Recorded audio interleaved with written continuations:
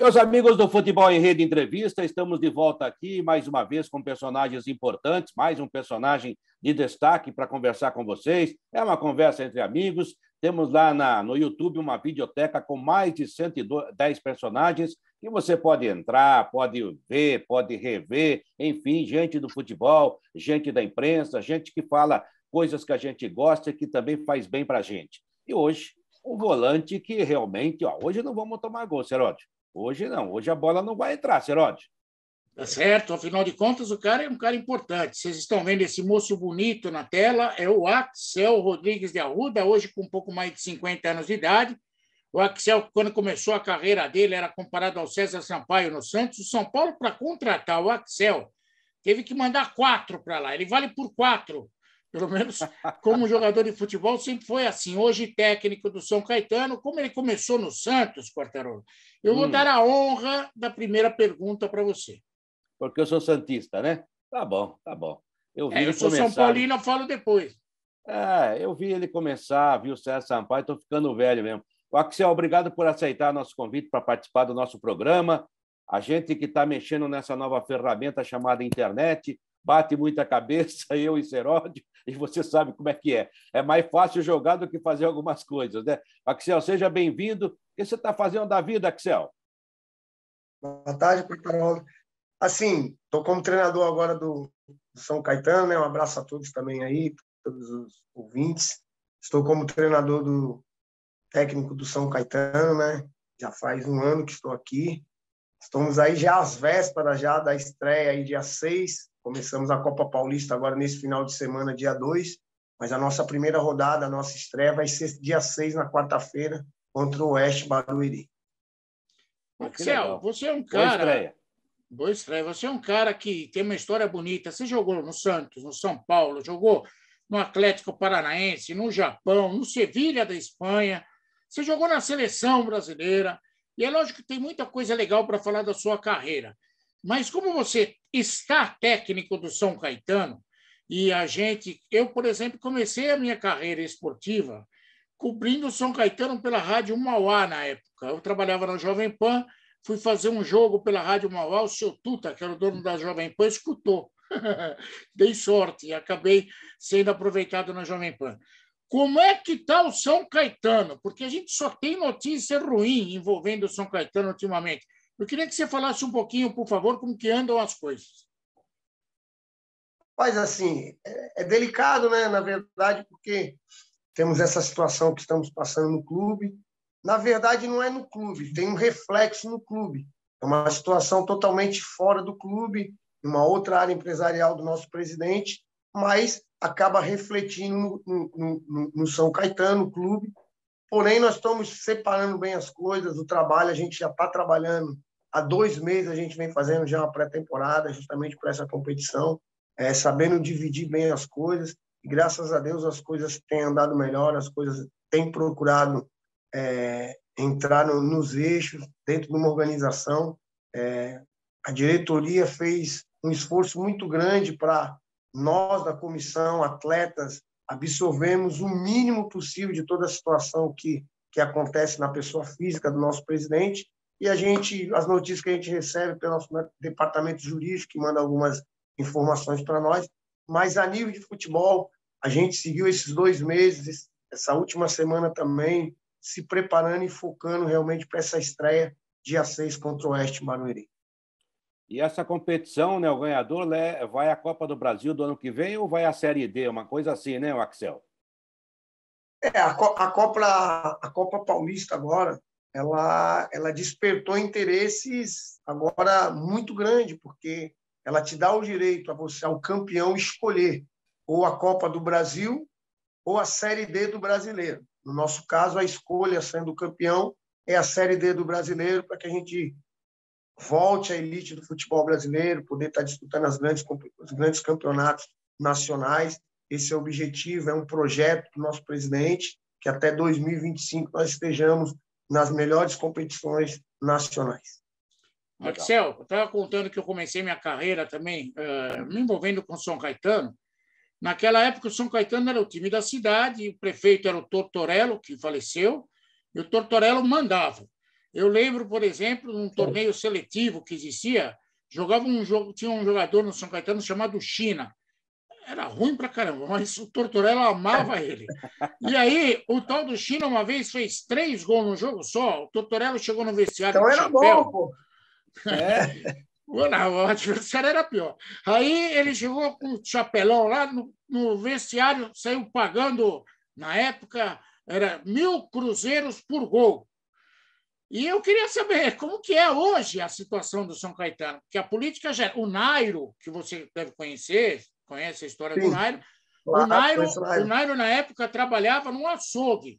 E aí o Tortorella colocou o Nairo na secretaria lá, uma secretaria qualquer da prefeitura, e o Nairo acabou desempenhando o papel de o cara do faz-tudo do São Caetano, acabou virando presidente. Como é essa relação hoje? Essa relação não existe mais.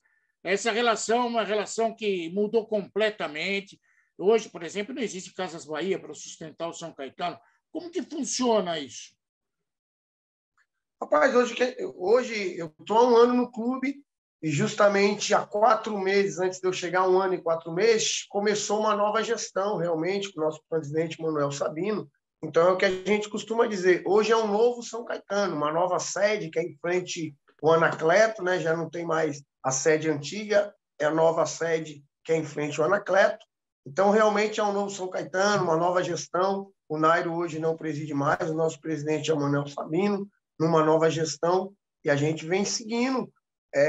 Na verdade, a nova diretoria, a nova gestão pegou o clube numa situação muito difícil, era uma dívida de 70 milhões, onde eles negociaram essa dívida e deram um novo caminho para o clube para que resgate os momentos da glória, como você citou, nessa década de 2000, 2001, onde foram vice-campeões brasileiros, paulista, né? Vice-campeões da Libertadores em 2002, o tempo de glória do São Caetano. Então, assim, nossa tarefa agora, nossa missão é realmente resgatar esse tempo áureo do São Caetano, época de glória. Então, assim, nós temos aí a missão de manter o São Caetano vivo, resgatando os seus tempos de glória. Então, é um desafio muito grande, é um trabalho muito árduo, mas nós estamos nos esforçando, nos dando ao máximo para que a gente possa colocar o São Caetano no seu devido lugar. Ô, Axel, falando um pouco de você agora, um pouco não, muito, né? Que a sua carreira é muito bonita. Você começou em time grande, o Santos, veio para o São Paulo, jogou em várias equipes, como já citou aí o Fábio Cerotti. E outro dia, quando a gente conversava rapidamente, você citava a importância do Tele Santana também na sua carreira, né? Ele teve importância em tanto lugar, né? Em tantas equipes. E hoje a gente olha que tem muitos jogadores por aí que, se tivesse um Tele Santana, seriam melhores tecnicamente, seriam até melhores em termos de posição de cidadão. E você teve o Tele na sua vida, né? No que ele te ajudou a melhorar e no que ele fez que você usa até hoje, inclusive como treinador? Mas, assim, seu Tele foi um excelente... a gente pode pegar e falar mestre, realmente, porque o seu Tele era muito exigente. Então, eu cheguei no São Paulo com 24 anos de idade, já tinha passado pela seleção brasileira, já era um jogador já reconhecido, tanto é que fui contratado pelo São Paulo aí nessa troca com esses jogadores do São Paulo. Na época era o Gilberto, na época foi o Dinho e o Macedo, né? E mais tarde, depois até foi o Jameli para lá, abriu muitas negociações com o São Paulo. E eu cheguei um jogador pronto, me considerava pronto quando cheguei no São Paulo. Porém, me deparo com o seu Tele Santana com uma exigência muito maior do que eu tive em todo aquele tempo da minha carreira, entendeu? Então, aquilo me ajudou a evoluir. Então, o seu Tele, ele tinha os princípios básicos do futebol, a questão de você dominar, passar, um lançamento, as questões do gesto corporal na situação de finalizações. Ele era muito exigente com os fundamentos do futebol. Então, ele exigia muito isso. Ele exigia ao ponto de excelência. Lógico que é difícil, mas é o que ele exigia. E o que era difícil da gente hoje, muito mais, de você ver num treinador de futebol, ele não fazer acepção do atleta. Seja ele um jogador mais experiente, mais rodado, que tenha passado pela seleção brasileira, tenha sido campeão mundial, ou um garoto jovem que acaba de subir da base para o profissional. A cobrança do seu Tele era igual com o Miller, era igual com o Cafu, era igual para comigo, era igual depois para os meninos que vieram mais jovens, já como o Denilson, o próprio Dodô, que depois veio do Nacional, o próprio Fabiano, que subiu também, Fábio Aurélio, eu vi esses meninos tudo subir, o Edu. Então, assim, o próprio Kaká, que era um sub-17 que veio subindo, a exigência do seu Tele era igual para todos nós. Se você errasse, você tinha que receber, você tinha que ir e repetir o exercício técnico até você acertar, com um pensamento. Não se treina para errar, se treina para acertar. Então, isso foi uma coisa que eu incorporei realmente como um atleta profissional, onde com 24 anos de idade, que me considerava um atleta já pronto, eu vi que eu ainda tinha que aprender muita coisa, mesmo tendo passado já pela seleção, com o seu Pelé.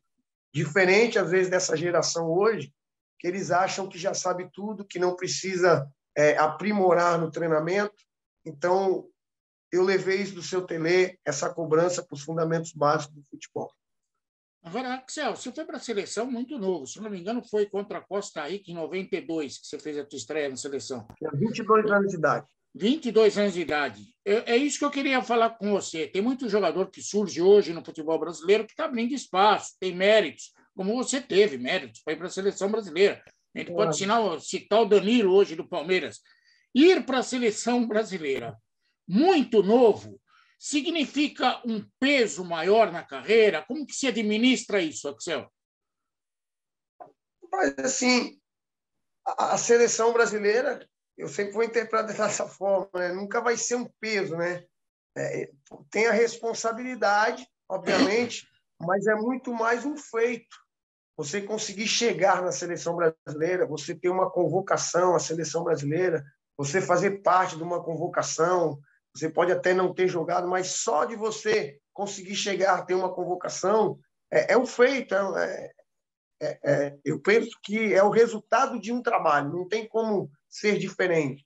E você entende essa responsabilidade. Então, para mim, foi um grande feito, foi um grande êxito para mim, foi o ápice do futebol para mim eu ter chegado à minha seleção nacional. Isso não era nem um sonho meu, era um sonho do meu pai, de que um dos seus filhos se tornasse um jogador de futebol, e eu pude dar esse presente para o meu pai.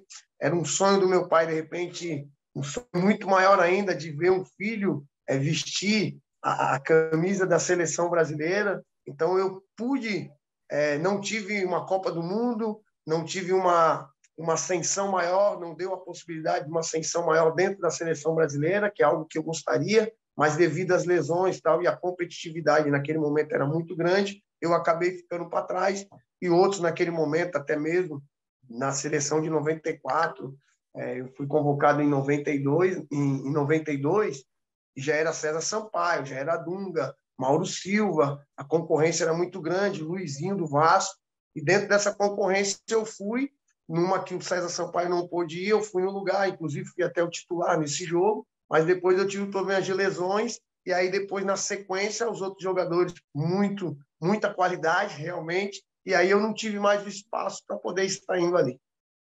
Você falou que do seu pai com tanto carinho, né, Axel? E eu quero fazer uma outra pergunta para você, mas o nome do seu pai qual é? O nome do meu pai era Benedito Rodrigues de Arruda Júnior, né? Mas a gente chamava ele de Rodrigão, ele não gostava de nomes comuns, e por isso o meu nome ficou Axel, o nome do meu irmão ficou Wallace. Então, a história é muito legal, porque os nossos nomes eles foram escolhidos mesmo antes do meu pai casar. Então, já era uma coisa que ele carregava com ele, que ele não gostava de nomes comuns, mesmo ele tendo um nome comum. Conta um pouco melhor essa história aí. Quer dizer que ele já queria o nome dos meninos antes de casar? A história, eu respondendo, o meu pai ele faleceu em 2001. Eu estava jogando em Recife, então perdi meu pai em 2001, o meu melhor amigo, sem dúvida nenhuma, da minha vida toda. E assim, sempre falar do meu pai é algo fantástico, porque foi uma pessoa maravilhosa. E a questão do nome, cara, o nome, meu pai, ele era de interior de São Paulo, de Itu, então ele era do interior, casou com uma baiana, de Miguel Calmon, e viveu na Baixada Santista. Meu pai morou em São Vicente, depois se mudou para Cubatão, e eu nasci em Santos. E aí, antes dele casar, ele conta a história que ele ele era de 40 não, acho que meu pai era de 36, né? 1936, minha mãe é de 40, minha mãe está com 82 hoje. E meu pai diz, então, que no tempo dele, qualquer pessoa que nascia, de repente, no nome de um santo, aí as pessoas colocavam o nome, nasceu na época de São Pedro, o nome é Pedro, de João, São João, Benedito, São Benedito, Benedito. Então, aí ele falava, se era crioulo, era Benedito, as pessoas escolhiam assim, muita Maria, então ele podia falar assim, a Maria, porque a mãe de Jesus, tal. Ele tinha essas coisas, José, nomes bíblicos, né? Naquela época, na geração dele, se escolhia muitos nomes comuns por conta disso. A parte religiosa, tal, o povo era mais religioso, e ele pegou e cismou com isso. Pegou e falou assim, não, eu, quando tiver meus filhos, eu vou casar, eu vou ter meus filhos, eu não vou colocar nome comum nos meus filhos. Já chega eu com Benedito, não quero. Porque em nome comum, ele sempre diz assim, e nome comum, em qualquer lugar que você vai, tem 3, 4, 5, e sempre pega apelido. Então, Benedito ficou Benê, Dito, Ditinho. Ele pega e fala, então eu não quero nome comum, eu vou colocar nomes nos meus filhos diferentes.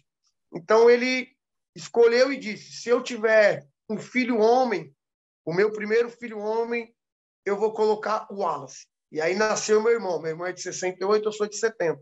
Então, meu irmão nasceu primeiro, e aí ele pegou e tinha um amigo que tinha um nome de Wallace, na época dele, tinha um amigo, não sei naquela época como ele encontrou um amigo com o nome Wallace, mas aí ele pegou e falou, caramba, nome bacana, legal. Meu primeiro filho, eu vou colocar esse nome Wallace. Ele lia muitos livros, né, muitas histórias, meu pai gostava de ler, e aí ele pegou e falou assim, poxa, se eu tiver um outro filho, eu vou colocar Axel. Aí, então, ele, lendo livros, ele viu que era o nome de um escritor, tal, aí ele pegou e falou, poxa, vai ser o nome desse cara aí que eu vou colocar. E aí gravou isso. Só que o primeiro filho dele, aí vocês vão dar risada agora, o primeiro filho foi uma mulher, foi uma menina, a minha irmã, né? Uma menina, a primeira. E ele tinha um nome também para essa filha. E se for, de repente, menina, eu também tenho um nome. Será Eudoxia. E aí ele pegou e falou, era uma pianista, tal, muito famosa. E aí ele pegou e falou, caramba, vou pôr o nome da minha filha Eudoxia. Então, antes dele casar, ter filho, ele já pensava nessas situações. E a gente diz assim, para minha irmã, né? Aí vem a tradição de novo. Aí minha mãe veio da Bahia, para a Baixada Santista, e aí nasce a primeira filha, e ela muitos anos sem ver a mãe, e a mãe faleceu. E aí entra aquela coisa, para homenagear a minha mãe e tal, coloca o nome da menina Maria, porque aí pelo menos fica, não coloca Eudóxia e tal. E aí meu pai, no lado sentimental, pegou e falou, olha, então tá bom, o nome é Maria Isabel, da minha avó, né, no caso era Maria Isabel.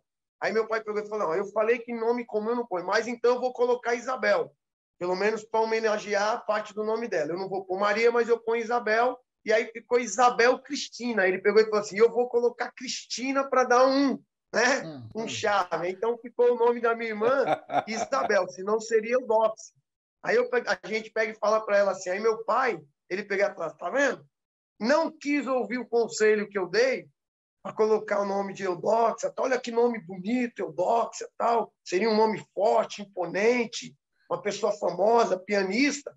Agora, vê aí, ela não quis, tudo bem, eu aceitei, agora ficou com o nome de Cabrita, porque todo mundo fala Bel, Bel. Porque ninguém fala Isabel, só fala Bel. E era que história, que ele... Então, fantástica assim, história. Meu pai era fantástico nesse sentido do negócio do nome. E aí os netos começaram a nascer. E ele já antes dos netos nascerem, falou, quando você tiver um filho, coloca House. Ainda não apareceu nenhum House na família, mas acho que alguém vai colocar. Vem cá, Axel, você falou, aliás, gostaria que você mandasse um beijo para sua mãe, né? O nome dela, por favor. E os seus filhos? Você tem filhos? Tem nomes diferentes também, como diria seu pai? Tem um que é o Axel Júnior, é o mais velho, já tem 26 anos já, nos Estados Unidos é Axel Júnior. Aí eu tenho o Enzo, né? Aí eu tenho a Gabriele, né? Gabriele Caminhos, que leva o sobrenome da mãe também. Deixa eu ver, tem a Yasmin, são bastante, hein? São a Yasmin, a Laís e a Laís. Eu tinha um outro menino também, o Daniel Azaf, mas que o Senhor recolheu para ele aí faz um par de meses. Então, são esses filhos. O que ficou com o nome mais, porque aí a gente colocou Daniel Azaf, porque o nome da minha esposa é Daniele, então também a gente colocou próximo do dela, né? Aí colocamos Gabriele também, e aí colocamos Yasmin, Laís. Não são nomes comuns, tão comuns, né? Como Maria e tal. Minha mãe é Maria Rosália de Arruda, né? O nome da minha mãe é Maria Rosália, mas todo mundo chama ela de Rosália, a dona Rosália.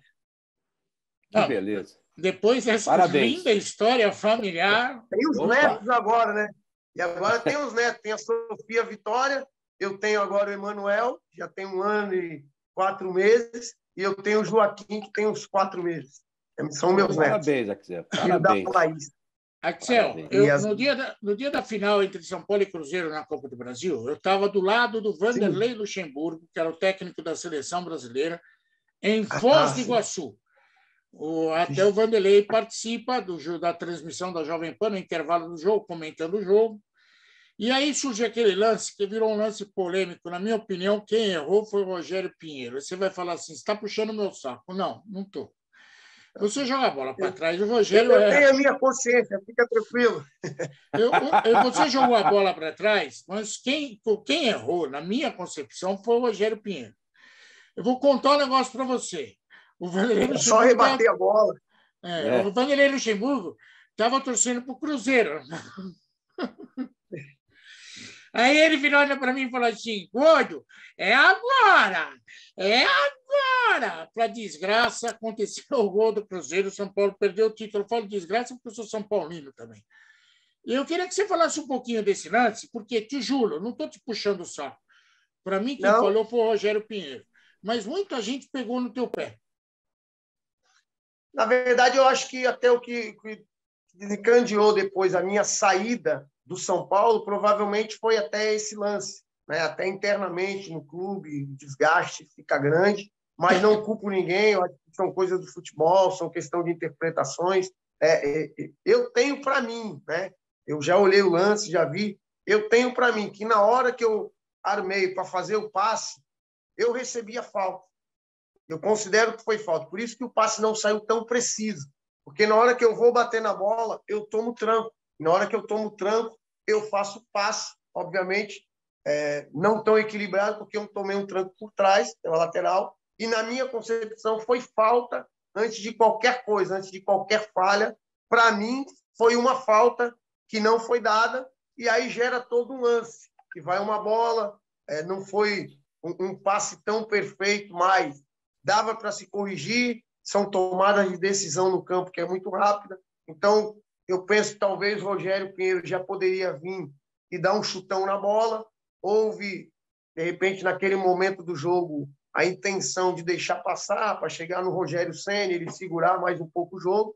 Mas quando eu já armei para fazer o passe, se eu não me engano, o Giovani também já tinha disparado de um outro posicionamento, e acredito que não foi observado isso, talvez pelo Rogério, por isso ele deixou passar. E na hora do passe, então, quando ele pensa em deixar passar a bola, o Giovani já vinha em velocidade, e aí foi onde o Rogério teve que fazer a falta, e você vê. Aí já vem um outro lance, já vem uma outra situação mais em seguida, que é uma falta, e ali naquele momento, eu não me lembro se foi o Miller que parou do lado da barreira, e aí vem a falta, e a barreira ela toma um tranco, e a barreira, então, automaticamente, ao tomar o tranco, ela mexe para o lado, que é automático. E justamente essa bola também passa, acho que, se eu não me engano, entre eu e o Carlos Miguel, não porque a barreira abriu, é porque a barreira foi provocada a abrir. Ela tomou um empurrão. Mas são sequências das coisas que aconteceram, né? E a gente sabe que o futebol é emotivo, e você falar disso nesse momento é mais fácil. Até depois, se quiser analisar e olhar, também fica mais fácil, mas no calor, na emoção, ninguém vai analisar fatos por fatos, lance por lance, só vem cada um na sua parte emocional, emotiva, vai descarregar ali todas as suas emoções e depois que a coisa foi para a mídia, depois que ganha essa proporção, é difícil você tirar, mas sempre digo, né, os São Paulinos, qualquer situação que nos perdoe faz parte do futebol, né? E a vida que segue, a minha vida seguiu depois disso e pude fazer eu digo assim, sempre prestei um serviço muito grande para o São Paulo também, sempre me doei ao máximo, inclusive foi no São Paulo que eu tive a minha lesão mais grave defendendo as cores do São Paulo, quase me impossibilitando de jogar futebol, em 1994, foi até ainda na Libertadores, ainda assim consegui jogar até a final, a qual nós perdemos aquela final nos pênaltis para o Vélez. O Axel, isso quer dizer que se tivesse VAR daquele dia, tinha duas condições para impedir a jogada, né? A falta em você e o tranco na barreira, que hoje seria ilegal, né? Eu acho que nós seríamos ali favorecidos, né? Mas às vezes, de vez em quando, o VAR também, ele parece que os caras não querem ver o negócio, né? Tá lá e... Verdade, verdade. Só uma coisa, Axel, ainda sobre a sua chegada ao São Paulo. Eu, como já disse no começo, sou santista, né? Tinha o César Sampaio, né? De ser Palmeiras, até apareceu você, e jogando muita bola, né? E, de repente, você veio para o São Paulo. Aí eu estava na Jovem Pan, eu e o Serói trabalhamos na Jovem Pan há muito tempo, né? E eu dei a seguinte informação: Axel está indo para o São Paulo, mas o Juan Figuer vai levá-lo primeiro para o Central Espanhol, lá do Uruguai, né? Tinha essas coisas, né? E daí um presidente do Santos... informado, hein? Me desmentiu. Não é nada disso, está inventando. Eu falei, não, a informação é boa, pode ficar tranquilo que eu banco a informação. Agora, depois de tanto tempo, vou perguntar para o amigo Axel. Eu estava louco ou a informação estava certa? Não, você está certo. Eu, na verdade, defendi as cores do São Paulo, mas eu nunca fui um jogador contratado assim, nunca fui um jogador do São Paulo. Na verdade, o meu vínculo foi com o Central, né, no Uruguai, e o seu Juan, com esse clube, me emprestava para o São Paulo. Na verdade, a negociação foi assim, você não estava errado, realmente toda a minha negociação foi para o Central, no Uruguai, e depois eu fui emprestado para o São Paulo, como fui emprestado também para o Atlético Paranaense, como fui emprestado depois para o Bahia, todos os outros clubes, enquanto até 2001, quando eu fui para o Sport, 98 eu fui para o Bahia também por empréstimo, em 99 eu fui por empréstimo também da mesma forma que eu fui para o São Paulo, para o Atlético Paranaense, e em 2000 eu retorno também para o São Paulo. Acho que eu sou um dos poucos atletas que teve 3 passagens num clube assim, não sei se vocês vão lembrar mais alguém, mas, por exemplo, eu cheguei no São Paulo em 1994, eu saí em 1997 quando fui para a Espanha, fiz a temporada na Espanha, o mesmo tornozelo que eu me lesionei no São Paulo me deu problemas de novo, eu retornei, fiz mais uma cirurgia em 98, fui emprestado para o Bahia, e retorno em 99 para o São Paulo. Faço um contrato de 3 meses até eu me recuperar do tornozelo, e aí surge uma oportunidade para mim ir para o Atlético Paranaense, e o São Paulo me empresta, aí sim, que eu estava com contrato com o São Paulo, ele me empresta para o Atlético Paranaense. Faço uma excelente campanha, um brasileiro fantástico, fomos campeão da seletiva, vaga para Libertadores. Aí o São Paulo entende, não, o Axel está bem de novo, com 30 anos de idade. Aí no ano do milênio, 2000, eu retorno para o São Paulo de novo. E aí faço essa temporada, somos campeão paulista, vice-campeões na Copa do Brasil. E aí ali, no final do ano, encerro o meu ciclo no São Paulo, realmente, onde eu saio para o esporte. E aí não retorno mais. Mas tive 3 passagens pelo São Paulo Futebol Clube, um clube que eu sou muito grato por tudo que fez comigo, da forma como me tratou no meu momento difícil de lesão. Foi um time muito leal comigo, mesmo entendendo que a minha lesão foi muito grave, me amparou em todos os aspectos. Então, por isso, sempre a minha gratidão ao São Paulo por tudo que fez por mim e, obviamente, também aonde eu iniciei, é o Santos Futebol Clube, que foi aonde tudo começou. Axel, tem uma curiosidade, mas eu quero que você entenda, vou até explicar porque eu vou perguntar isso para você. O Nilson, que foi artilheiro do Internacional de São Paulo, no Palmeiras, jogou em todo lugar. No Corinthians, jogou em todo lugar, menos no São Paulo. No São Paulo ele contou a história que estava para ir para lá, mas aí o Juan Figuer quis dar um nó nele, na verdade foi o Marcel, quis dar um nó nele e ele acabou descobrindo, acabou indo para o São Paulo. Você ganhou dinheiro com o Juan Figuer ou o Juan Figuer ganhou dinheiro com você? Pode ser sincero, porque ele já morreu, viu, Axel? Não. Eu penso que cada um tem o seu relacionamento. Você tem o seu relacionamento com os seus amigos, com a sua esposa, com os parentes. Então, eu sempre digo assim, cada um tem os seus relacionamentos. Tem gente que dá certo no casamento, tem outros que dão errado e vai falar que eu, por exemplo, com o seu Juan, eu trato ele assim, com o seu Juan, que era o pai, hoje está no Senhor. Mas a família Juan Figueiredo, para mim, são meus amigos, me ajudaram muito na época que eu já vim do Santos para o São Paulo. Na minha carreira, foram eles que me proporcionaram as melhores propostas e foi a melhor condição de dinheiro que eu ganhei, foi com a família Figueiredo. Então, eu, particularmente, eu só tenho a agradecer e mantenho minha amizade até hoje. Mas, aquilo que eu falei para você, cada um tem um relacionamento. O meu relacionamento foi muito bom e permanece até hoje. Axel, outra coisa, você jogou com o Rogério Ceni, né? Ele já era esse maluco para treinar, para jogar, não queria dar chance. Quando eu falo não dar chance para ninguém, é que ele é um cara que queria jogar, né? E o goleiro, quando não quer jogar, o reserva, coitado, né? Porque o volante, bom, eu posso ser volante e você também, a gente pode até jogar junto, mas no gol só joga um. Então, e no gol não tinha jeito. Ele já era esse cara perfeccionista, esse cara exigente naquela época? O que eu posso te dizer assim, eu acho que é do goleiro, né? São dos goleiros, porque eles sabem que, como você falou, volante joga dois e tal, mas goleiro só tem ele ali, não dá para fazer dupla com ninguém, né? Então, mas eu acho que o Rogério, eu não sei se ele já falou isso ou não sei como goleiro, se ele já declarou quem foi a inspiração dele, um cara que ele se espelhou ou não, mas eu vou falar pelo que eu imagino, né? Pelo que eu imagino, porque convivi. Então, por exemplo, eu, quando cheguei no São Paulo, o goleiro era o Zete, não era o Rogério Ceni. O goleiro titular era o Zete. E o Zete também tinha. E o Zete é excepcional. E o Zete tinha a mesma característica dentro do que você falou. O Zete não dava espaço para nada. Ele podia estar com o ombro deslocado, com o joelho todo. E ele se recuperava, resiliente, usava toda a força e estava dentro de campo. Totalmente competitivo, sem dar chance. Quando ele olhava, quem estava treinando do lado dele, quem estava pedindo passagem, era o Rogério Ceni. Mas até esse momento no São Paulo, em 94, se eu não me engano, não me recordo a saída do Zete, o tempo que o Zete permaneceu no São Paulo, mesmo já tendo o Rogério Ceni, o titular era o Zete, com essas mesmas características de não sair de treino, de não sair de jogo. Então, acredito naquilo que eu falei.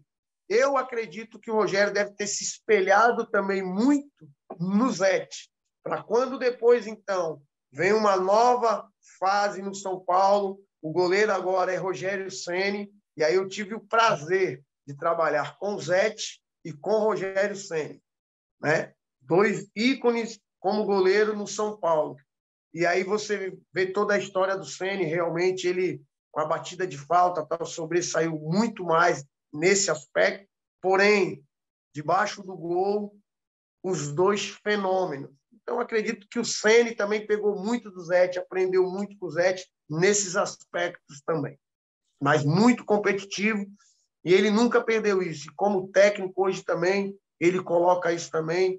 É outra pessoa também, tanto o Zete quanto o Rogério Ceni, que o meu relacionamento também foi muito bom, ótimo, a nível profissional e a nível de amizade também. Muito competitivo, cobrança era alta, porque o nosso nível era alto. Onde o nível de qualidade é alto, você pode ter certeza que a cobrança vai ser muito alta. Sempre os que vão reclamar é aqueles que querem trabalhar abaixo do nível que é exigido para quem tem nível alto. É isso aí. Axel, eu queria falar um pouquinho da tua carreira internacional também. Tá certo que você passou pelo Bahia, Atlético Paranaense, tem tanta coisa legal para falar de você que nós vamos ter que marcar outra entrevista. Mas você foi para o Sevilha, e o Sevilha era a porta de entrada da Europa. Hoje, o Sevilha é um pouco melhor do que era na sua época em relação a portas abertas, a visualização. Mas eu queria que você falasse o que você encontrou lá que foi abaixo da expectativa do Axel. Nada. O dinheiro era bom, a cidade era legal, a comida era boa, porque tem gente lá que acha que paete é uma porcaria. Opa! Que nem eu estou falando. fazer o quê, né?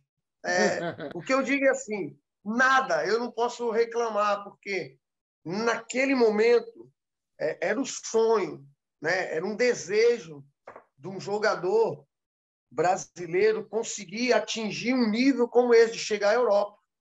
Não é como hoje, que um garoto já com... Eu falo para vocês, um garoto hoje já com 15 anos de idade, 16 anos de idade, ele pega aí, ou com empresários, ou até mesmo com o pai, com a família, ele já consegue hoje ir para a Europa, jogar nas categorias de base, depois ele até se naturaliza, joga pela seleção desse país. Hoje já é possível isso, as fronteiras estão muito mais próximas, a globalização ajudou para tudo isso. Eu acho isso fantástico, você poder atravessar as fronteiras e poder apresentar o teu trabalho, a tua arte, dependendo de como as pessoas interpretam. Então, se existisse, eu até acho melhor que se abram todas as fronteiras, que não tenha limite de estrangeiro ou não, que o bom profissional ele possa trabalhar aonde as portas se abrirem para ele, sem restrição, porque ele é um bom profissional. Ele não vai tirar emprego de outro, nada, vai se qualificando. São níveis, né? E na minha época era isso. Era você jogar, fazer uma história. Funcionava assim, você tinha que jogar, passar no teu clube pelo menos uns 5 anos para você fazer história, marcar teu nome ali que você passou, não realmente uma passagem relâmpago e você fazer uma ponte para a Europa. Você tem uma identificação com aquele clube, era desse jeito, e aí você almejar passar pela seleção brasileira, estar na seleção brasileira e atingir depois um clube da Europa. E, na verdade, o cenário europeu, naquele momento, era a Itália, não era a Espanha. O campeonato em destaque era o campeonato italiano, onde você já tinha lá, se eu não me engano, alemão, já tinha Maradona, né? Careca, aquele time do Napoli fantástico, né? Transmissões que a gente via, fantásticas naquela época. Então, era a Itália. Naquele momento, na verdade, estava se abrindo o mercado agora migrando ali para a Espanha. A Espanha começou a ter esse mercado europeu levando jogadores. E quando eu fui para o Sevilha, na Espanha, era um mercado ainda também desafiador para empresários, porque eram empresários restritos que conseguiam levar jogadores para a Europa. Para a Itália já tinha outros empresários que levavam.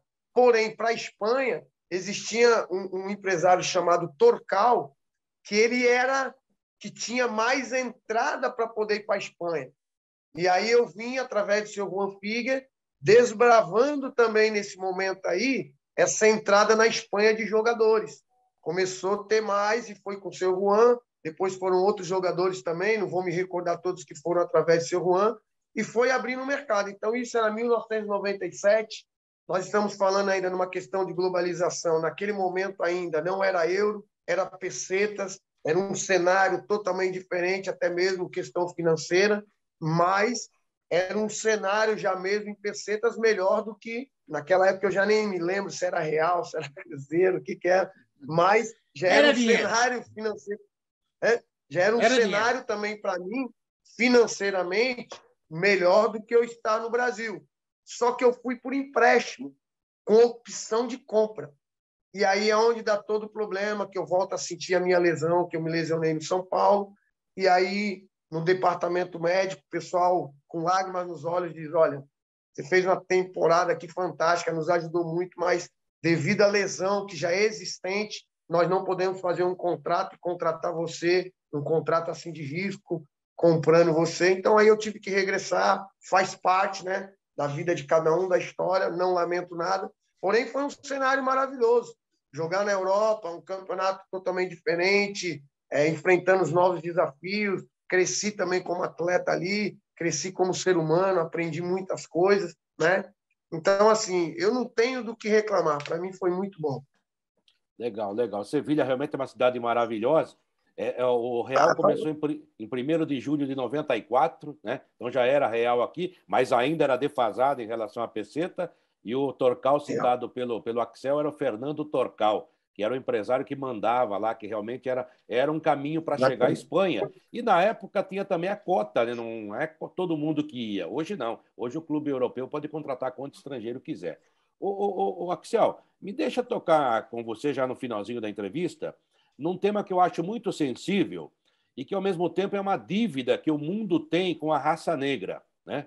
Nós temos uma dívida impagável. A minha geração não vai pagar, as próximas, não que eu e o Seródio sejamos diretamente culpados. E o preconceito que há contra o negro, ele hoje está meio hipócrita, meio embutido, e as pessoas, hoje politicamente correto, fazem de conta que não existe, mas existe. E no futebol, principalmente para treinador, Roger Machado vive falando isso, e é uma grande verdade, né? Você olha para o futebol brasileiro, negros dirigindo o time, acho que só tem o Roger Machado na Série B, né? Lá no Congresso Nacional não tem praticamente negro, né? Agora que está, sabe, se abrindo. Então é uma dificuldade muito grande para a sua raça. E eu falo isso com muito respeito, viu? E também não vou fazer aquela apologia que todo racista faz. Ah, eu tenho um monte de amiguinho negro. Não, eu tenho amigos seres humanos. Tem branco, negro, amarelo, gente feia, gente bonita. Então entenda bem. Eu quero saber com você como é que é isso, porque você é hoje um treinador de futebol num estado importante da nação, que é São Paulo. Embora o São Caetano hoje não seja o time que vai brigar lá em cima, mas é um time que tem tradição, tem história, é uma das cidades onde a qualidade de vida no Brasil é uma das melhores, né? E você está aí abrindo um espaço para você também. Há preconceito contra você? Você sentiu isso de perto? Você se sente também um desbravador nesse caminho? Vamos lá. Tem gente que diz assim que sofrer por preconceito, né? Eu posso dizer assim, eu nunca sofri por preconceito. Não é que eu não veja o preconceito, não é que eu não veja que existe o preconceito, mas eu nunca sofri por preconceito, nem quando criança, nem na idade adulta, nem nesse momento agora, e dificilmente vou me ver sofrendo por preconceito. Essa é a minha visão que eu tenho. Pode até ser que haja uma discriminação pela minha cor, pela minha raça, alguém queira me discriminar, mas eu sempre vou me recusar a sofrer por isso. É um pensamento. Eu não aceito sofrer por isso se um dia, com uma forma mais assintosa, alguém cometer algum tipo de desrespeito dessa forma comigo, no sentido de preconceito. Mas eu acho muito interessante o que você falou. Eu sou afrodescendente, eu sou, na minha certidão, eu digo assim, na minha certidão está cor parda. É muito difícil hoje numa certidão você ver cor parda, acho que esse termo nem se usa muito, mas de vez em quando as pessoas falam, mas a minha certidão de nascimento ela está cor parda. Então eu sei que eu sou de origem negra, isso aí não existe dúvida, né? Aí misturado com índio, com tanta coisa, meu pai é de Itu, um criolão, né? Um criolão forte, de Itu, minha mãe é uma baiana, uma mais mulata, né? Minha mãe, uma cor mais clara, assim, mais como mulata. E eu nunca sofri, cara. Nunca também senti que fui discriminado em algum momento na minha vida, principalmente na minha profissão como atleta. Nunca me vi discriminado. Nunca me vi também agora, nesse momento, como técnico de futebol, mesmo sabendo que as oportunidades são poucas para nós negros, porém, não quero pensar que seja por questão de discriminação, óbvio que não, porque o rei do futebol é negro, então seria uma loucura eu pensar dessa forma. Eu me vejo como você falou, eu me vejo como um ser humano que tenho minhas diferenças de outro ser humano, seja pela cor da pele, seja pela cor do olho, seja por um nariz mais alongado, ou um nariz mais chato, um lábio mais carnudo, uma boca maior ou menor, uma orelha maior ou menor, de cabelos grisalhos ou cabelos pretos ou castanho ou louro, como é o da minha esposa, e olhos azuis. Mas eu me vejo como um ser humano e olho outra pessoa, independente de cor, de raça, como outro ser humano, e aí eu não vejo diferença nisso, para mim tratá-lo de uma forma diferente. E talvez pelo meu olhar seja como talvez eu veja as pessoas me olhar. Pode até não me ver dessa forma, mas é como eu vejo que as pessoas me veem. Isso pode ser talvez reflexo, talvez pela carreira que eu escolhi, como ser um jogador de futebol, que isso então, entre aspas, estou falando assim, pode te gerar alguns privilégios, as pessoas podem te respeitar um pouco mais por causa disso, te admirar pelo que você faz, e não te discriminar por conta disso, ou não ser uma discriminação tão aberta, mas ainda existe, mas de repente é retraída. Não sei, porque isso está em cada um. Mas se, de repente, eu tiver que fazer uma linha de frente para provar que, de repente, nós, que somos afrodescendentes, somos de cor, temos a capacidade, eu prefiro provar que eu tenho capacidade como ser humano do que pela raça que eu tenho, a cor que eu tenho. Então, o que eu penso é isso. Eu quero provar o meu valor como ser humano que sou, pela arte que eu decidi ter como profissão, que é o futebol, e com todo o meu conhecimento que tive jogando, hoje estudando, fazendo licenciado da CBF e tal, estou procurando avançar e aumentar o meu conhecimento de uma arte que é jogar futebol, que eu sempre fui apaixonado e sou, para prestar os meus serviços da melhor forma. Não só para ganhar dinheiro, mas para aqueles, principalmente, que são mais jovens, para esses que chegam no profissional, poder compartilhar com eles o meu conhecimento e poder ajudar, contribuir que eles galguem uma excelente carreira, alcancem os seus principais objetivos. Você é um cara e levar ao São Caetano a um lugar de glória.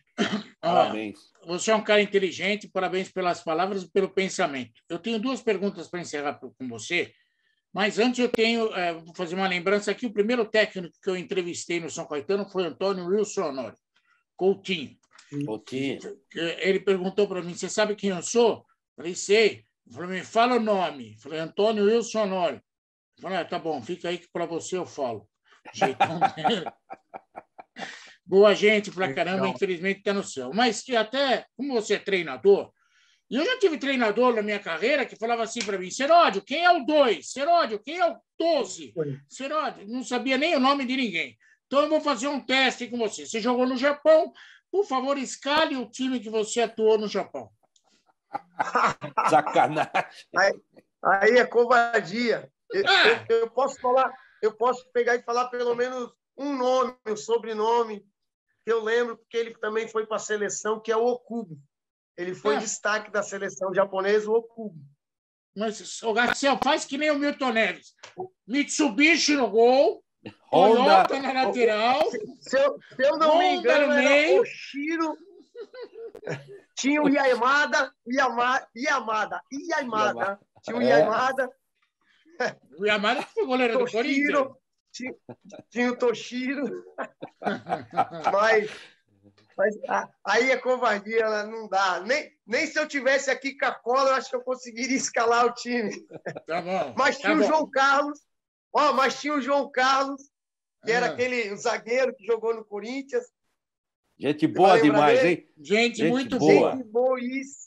Gente boíssima. Faz muitos anos que eu já não falo com ele. Tinha o Barão também, Marcelo Barão, que já estava 9 anos no Japão. Não sei se as pessoas conhecem. Era do Sueli. Tinha o Marquinhos, que hoje está na seleção brasileira, preparador de goleiro, junto com o Tafarel. Foi preparador de goleiro também, acho que do Inter também ele é, o Marquinhos. Excelentes profissionais.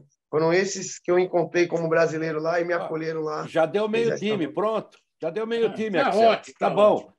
Ó, no São Caetano, que você hoje é técnico, passaram Mário Sérgio, Tite, Muricy, entre outros, e Benê Ramos, que foi o primeiro técnico do São Caetano na época. Jair Pisserni. Nossa, um monte de cara importante. Quem que você tem hoje no São... Aliás, deixa eu fazer uma pergunta. Ainda existe o ônibus Trovão Azul no São Caetano? Tá lá o azulão, tá lá. Ai, meu Deus do céu, aquele ônibus tem cada história na estrada. Tem o Poeirinha também, o Poeirinha continua lá também, para sair para treinar e para ir para os jogos. Quem é que está jogando no São Caetano hoje? Você diz o meu time hoje, que eu tenho, o elenco. Nós temos hoje, que mais se identifica é o Luiz, o goleiro, Luiz Silva. Já está há muitos anos lá. Eu tenho como meu auxiliar e meu amigo o Marquinhos Pitbull, que também fez história no São Caetano. Ele hoje é meu auxiliar, né, nesse time.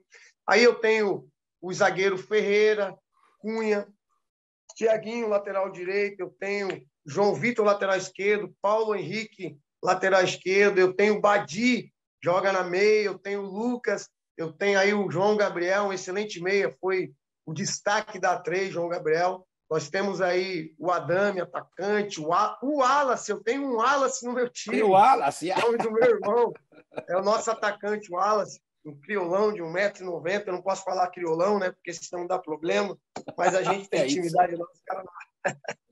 Então, o Wallace também, nós temos o Maranhão, outro atacante. Enfim, é um time de qualidade, um time bom. A gente vem para essa competição. As pessoas, às vezes, têm receio de falar, gente, as coisas podem não sair como você quer, mas eu penso que você tem que falar sobre os seus objetivos. E o nosso objetivo é entrar dentro dessa competição e ser campeão. Esse é o nosso desejo, nós trabalhamos para isso, respeitando todos os adversários. A nossa chave é uma chave muito difícil. Vem aí, estreamos contra o Oeste, temos aí Esporte Clube São Bernardo, Juventus, Portuguesa de Desportos, Água Santa, São Caetano. Então, quer dizer, a nossa chave, o nosso grupo é o grupo 3, é um grupo realmente que denominar aí o grupo da morte, e nós queremos sobreviver nesse grupo. Se classificam 2, né, de cada grupo, são 3 grupos, e 2 melhores, terceiro colocado, e aí depois vamos para o mata-mata. Legal. Boa, Axel, ótimo, ótimo. Axel, olha, vou falar uma coisa para você. A gente aqui costuma dizer o seguinte, aliás, faz muito tempo, né? Eu sou santista, o Fábio Seródio é São Paulino. A gente, de tanto trabalhar no futebol... Estamos em casa, então, né? Estamos em casa, santista, São Paulino... Você caiu no gosto aqui. É isso aí, é isso aí. São Caetano, isso que eu ia falar para você. Depois de um certo tempo trabalhando no futebol, eu completei agora em fevereiro 50 anos trabalhando em futebol, né? A minha carreira. A gente torce pelos amigos, né? A gente começa a torcer pelos amigos. Eu falo, que legal, o cara tá indo bem lá. Meu pai então, tenho a certeza... Isso. E a certeza que a gente vai torcer. Virou santista, virou São Paulino, tudo por causa do filho. Claro, mas é isso mesmo. A gente torce pelos amigos. Então, que você tenha muita felicidade aí. Você ganhou um torcedor. São Caetano sempre foi um time muito simpático, né? E olha, nós fizemos bem em perseguir você, porque a sua entrevista foi maravilhosa. Eu, de minha parte, estou satisfeitíssimo. Obrigado. Seródio, dá um abraço nele também. Obrigado, um beijo no teu coração. Vou torcer por você, já que são 3 no grupo, porque eu tenho o Sérgio Soares, é meu vizinho, gosto dele pra caramba. Não vou torcer contra ele. Contemporâneo. O Juventus, eu joguei no Juventus, tá certo que naquela época não existia nem sub, eu era juvenil. Então eu tenho um carinho pelo, mas tudo bem. Já era gordinho. Os 3, tá bom. Você quase que uma bengala azul na brincadeira, tá bom? Opa, bengala azul. Ganhei mais um com bengala azul. Já tenho idade para isso, já tenho idade para isso. Tá ótimo. Gente, olha assim, você é um técnico da nova geração, viu, Axel? Você com 50 anos é uma idade legal. Você é um técnico da nova geração, que você tenha mesmo muito sucesso. Você continua estudando, porque o cara que acha que sabe tudo acabou de morrer. A gente tem que aprender todo dia, né? Então, poxa, obrigado, cara. Eu aprendi com um amigo, um pastor, até o pastor Ineu, e ele dizia para mim assim, quem não tem mais nada para aprender, também não tem mais nada para ensinar. Então, o segredo é o conhecimento. Gente, assim, eu quero agradecer vocês. Desculpa aí, todo transtorno aí. Foram 2 quintas-feiras para a gente conseguir gravar essa. Mas, assim, espero que valeu para vocês. Para mim foi muito bom também. Agradeço vocês, estou à disposição, tá bom? Meus agradecimentos aí, um forte abraço a vocês. Que Deus abençoe. Tudo de bom. Deus abençoe a todos nós. Axel, volante importante do futebol brasileiro, muita história, um técnico da nova geração. Vamos torcer para o São Caetano. Vamos lá, São Caetano. É o time aqui. Bora, Azulão! Vamos lá, Azulão. Bengala azul deles. Dá a bengalada deles. Obrigado, Axel. Mais uma vez aqui, um personagem muito importante no futebol em rede entrevista. Um abraço, gente.